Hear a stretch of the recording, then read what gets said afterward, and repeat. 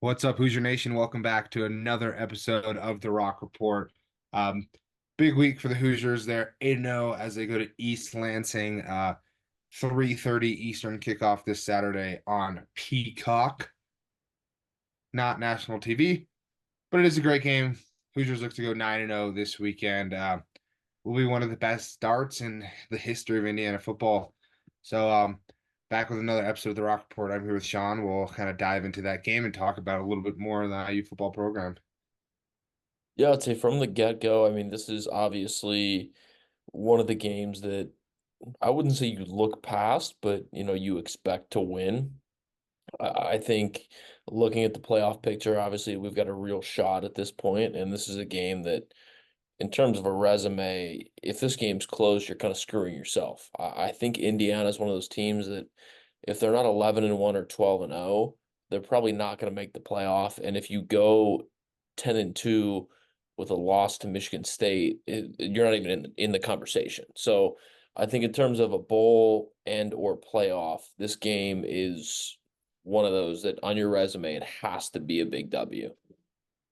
Yeah, and Michigan State is 4-4, 2-3 in conference play, but it's one of those things that, like you said, I mean, it's crazy to talk about. We're talking about playoff predictions about Indiana football, but it is true they have to win to even be considered. I mean, 11-1 still sparks a conversation. There's really what's a good win there at 11-1. Yeah, I think the hard part here when it's going to come to the playoff picture is there's probably going to be three or four spots from the Big Ten, right? If you drop a game and you're losing by more than, I would say, probably 10-14, you're probably left out of the playoff as just the way it is. I mean, the playoffs is 100% a revenue business. Indiana has not been good in a long time. And frankly, we've been to bowl games in the past 10 years and fans have not traveled well. I don't think we're a team that the committee wants to put in the playoff, and we're going to have to earn our way in. Yeah, definitely. And it's one of those things you have to look at even, I mean, if you take Bama's schedule, our schedule, that SEC schedule, I mean, a two-loss Alabama, if they're sitting on the fringe with us, they have a win over Georgia. What would our big win be? Michigan? Um, if you went 11-1, if you didn't go 12-0, it's kind of one of those things that um you don't I really don't feel surprised if there's an 11-1 Hoosier team left out of the playoffs. Yeah, I don't know if I'd be phased by it at all. Um, I do think the chances of Indiana having a home game in the playoff, if they're not 12-0, are pretty much zero. Um, the way things are going to shake out is Indiana's a 52,000 seat stadium. There's going to be obviously a big allotment for the visiting team band, the visiting team fans. I don't know if the venue is what the playoff committee is going to want to see. So I think if Indiana gets in, they're likely going to be a 10 to 12 seed, and they're going to have to play at either an SEC school or in Oregon or Penn State or Ohio State. Yep. But let's dive into this Michigan State game on the road for the Hoosiers. Michigan State has a signature win over Florida Atlantic, 16-10 in that week one. They played Maryland closely. They beat them by three. That's kind of if you want to look at who the Indiana Hoosiers played, who Michigan State played. The only true opponent that we've both played is Maryland.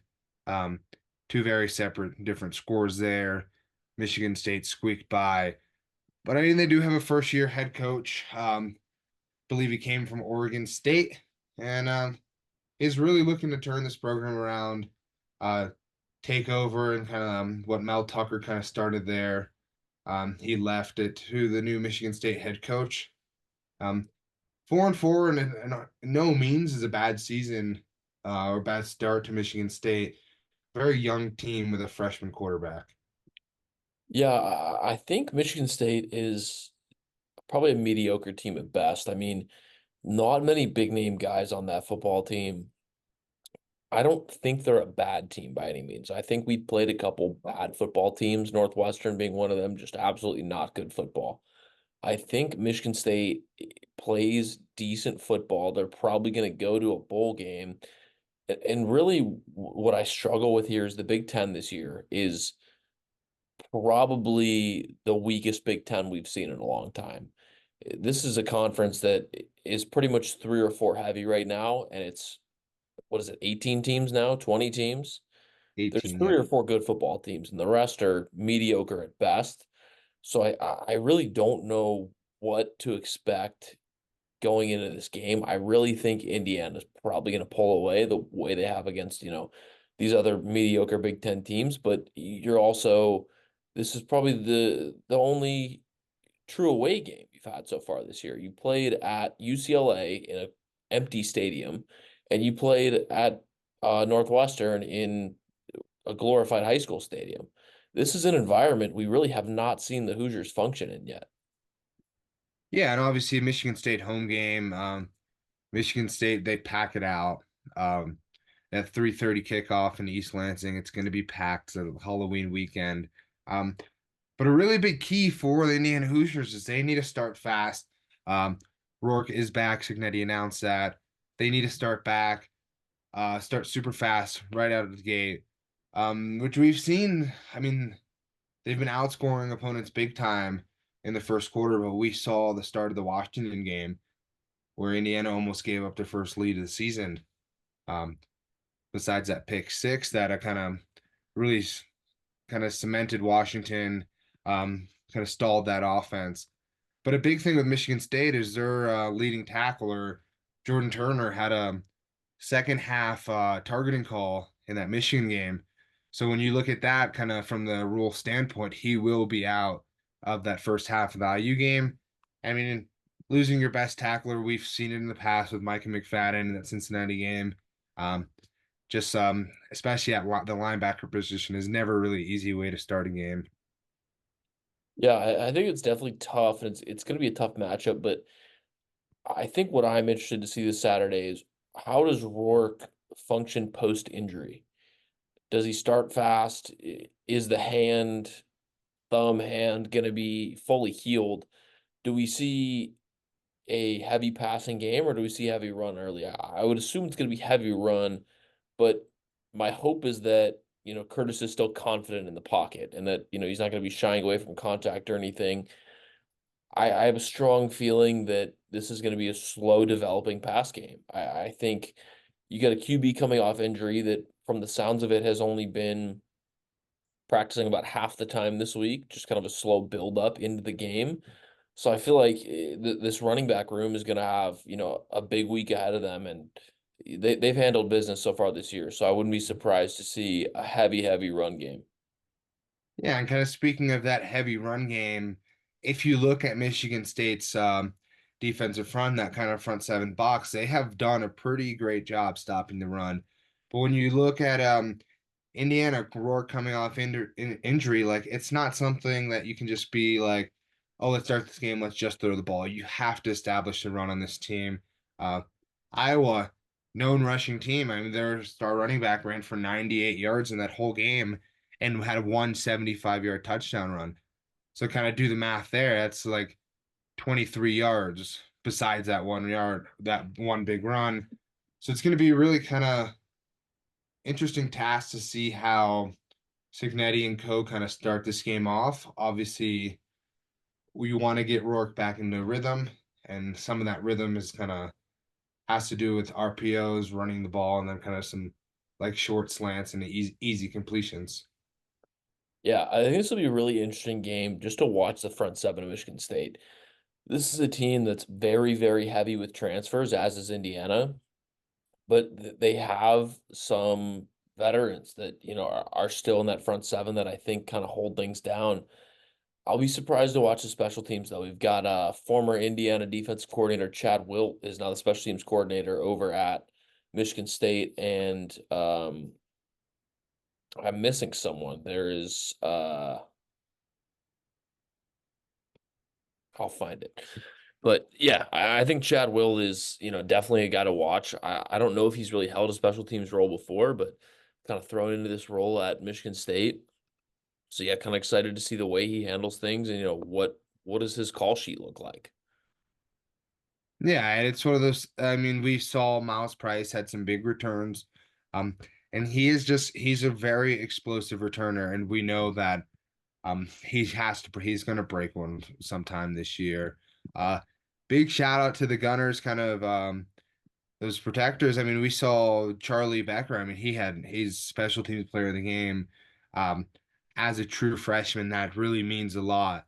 Um, the coaches have a lot of faith in kind of those younger guys to do those kind of jobs that no one else really wants to do. So it's going to be a big kind of battle with special teams.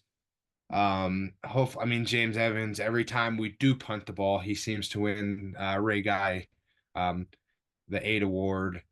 Weekly is one of the top punters in the country, but hate to say it, but I'd love to see a game where he doesn't punt again. Uh, Yeah, I mean, I really think that, he is one of the best punters in the country. The issue here has been he has not gotten reps this year. So I'm excited to see kind of the way he handles this away environment. This is a place that's known to be pretty windy. So yeah, excited for that. And then from a kicking standpoint, Nico Radicic has been perfect so far this year, but we have not really had a game where we needed to use him for anything except chip shot field goals. So I really will be, kind of elated to see him get to kick a deep ball. And I think this is probably a week where Rourke's thumb's hurting a little bit. You might have some of those situations arise. yeah. And kind of moving back to the offensive side of the ball. Um, One of the biggest weaknesses that Michigan State has had this year is their explosive pass defense, meaning that they really let up those big chunk plays of 20 plus yards in the passing game, where Indiana ranks number 1 in the country in deep passing. So is it one of those things after you get Rourke in a rhythm? Are you able to kind of throw this ball up top? Or are we going to get kind of more of that FIU style play calling where we just dominate up front, do the little things correctly, but not real big flashy plays out of the offense? Yeah, I mean, I guess it's really all for the health of Rourke. I think he's shown the past few weeks that he kind of has the short and long pass game in his arsenal, but the question becomes what factors play into this? My kind of thinking here is after a thumb injury, obviously you're going to want to see him throw well in the short game first, stay away from contact at all costs, and then from there, what do we play with? Are we running a little bit of RPOs? Are we throwing deep? I really think the playbook might shrink a little bit this week, but it's not something I would totally worry about if I'm, the Indiana faithful. No. And if you kind of look at scoring for the Indiana Hoosiers offense, it's the first Big Ten game this past weekend. They didn't put up 40 points. Uh, 40 points is a lot of points. And quite frankly, I really think that they're going to be able to put up a lot of points against this Michigan State defense. And Michigan State's offense, if you look statistically, they kind of have one of the worst red zone offenses in the country. Um, and this is all based off the statistics. They're 129th in the country in that red zone offense. They do seem to not be able to punch the ball in. And we saw the defense kind of they have like the big motto that you always hear is like bend don't break, and you saw Washington drive down the field, and then you always saw the Indiana defense respond, kind of get a stop, get an interception, do what they need to do to limit the amount of points. So it's going to be one of those things. Can Michigan State score if they want to keep a close game? Can they score and make this a close game? Who knows? Um, with all the missed opportunities they've had in the red zone, it's not very likely. Yeah, I think one of the strong suits of the Indiana defense from that Washington game was I feel like D'Angelo Pons bailed them out at the best possible times. Like there were a couple instances where you're watching the game and you're thinking, okay, this might be a turning point. We're finally going to be, down a couple points during a football game this season. And it's like big time plays happen at the exact times they need to, which you really have not seen from an Indiana football team in the past. I feel like this team rises to the occasion when needed, and I really think that's kind of been the difference factor from this defense is they kind of get their shit together as soon as they need to. Yep. And also, like, I mean, Michigan State has had a pretty tough schedule, especially in the road. On the road, they've played Oregon, they've played Ohio State, so they've played in some high level games. Obviously, they didn't come out the win with the win, but is it something? Especially how you said earlier, Indiana really hasn't had a true road game. I think a big key for Michigan State is they have to make them uncomfortable. If they want to try and make this a game, you have to on the road. Indiana's on the road. Michigan State's at home. They have nothing to lose. Four start the season. Uh, to get back even in conference play, you have to make Indiana uncomfortable. Yeah, and a couple factors I think that kind of play into this. One is definitely the away environment. I want to say Michigan State's around 70,000 people. You're pretty packed in on that sideline, and it gets loud.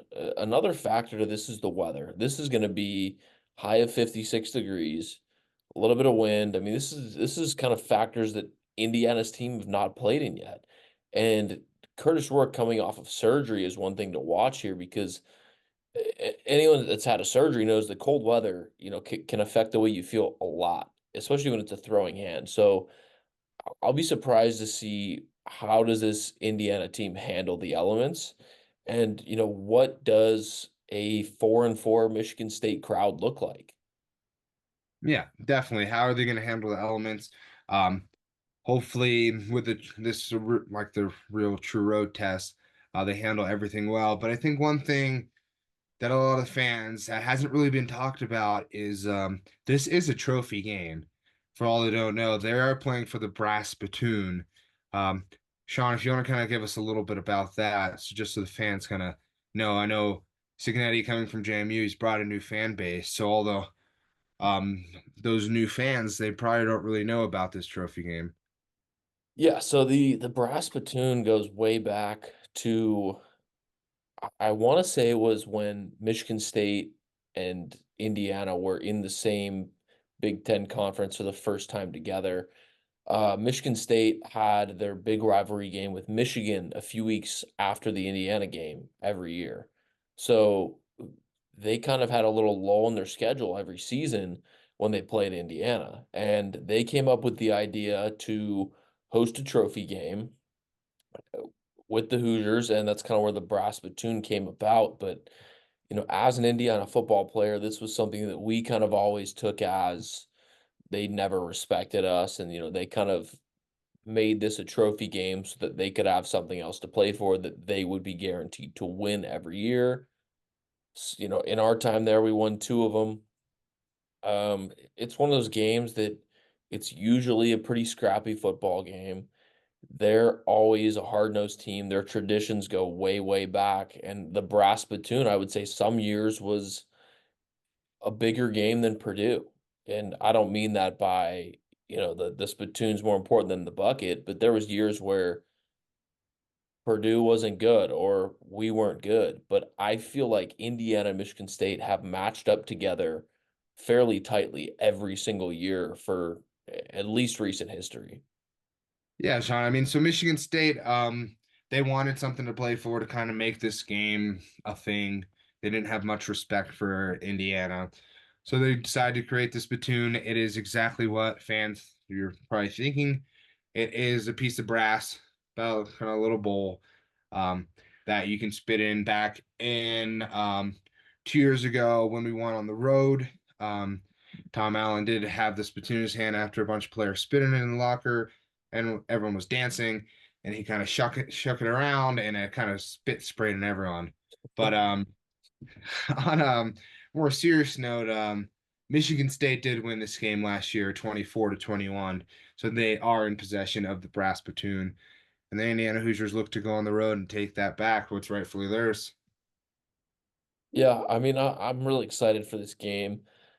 I was like, so, every rivalry has like a tradition in terms of something significant the players get. Ohio State always has the gold pants they get for beating Michigan. For Purdue, you always get the gold eye.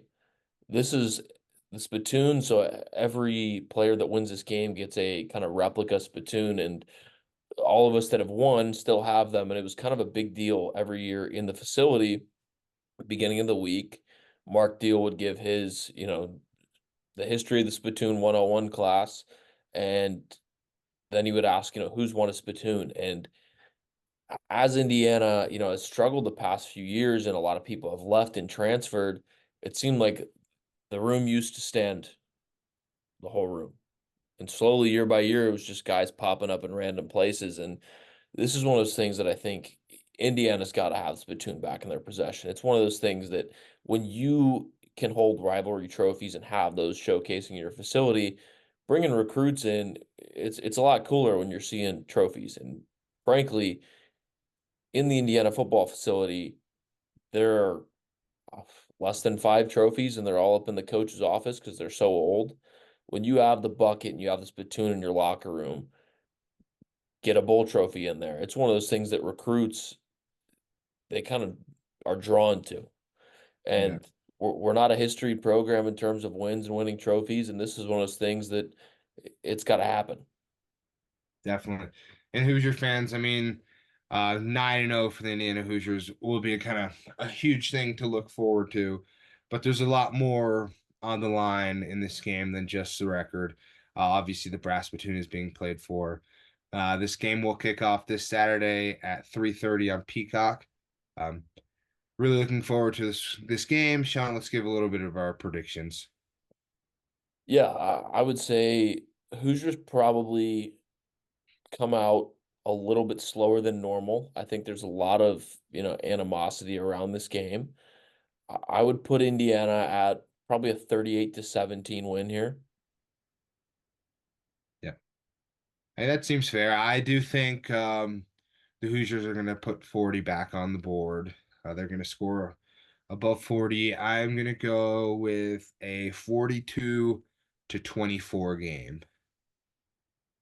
I feel like we're both kind of in the same realm of, what's going to happen. Yeah, So yeah, same run the obviously, spread. yeah, I think obviously we're excited for this game, but kind of a little early announcement here. The Michigan game, we're going to be putting on an event with Hoosiers Connect and Killers on Kirkwood. Going to be bringing in some special guests, doing a live podcast. We'll release the details here probably within the next week around the same time that the game time comes out. So stay tuned for that. Would love to have all of you guys there pre-game. There hopefully will be plenty of time based on, what the schedule comes out. Hopefully not a noon game, but we're excited, to do something live, do something in the community and work with, one of the greatest NIL collectives in the country right now. Go Hoosiers. That's another episode of the Rock Report.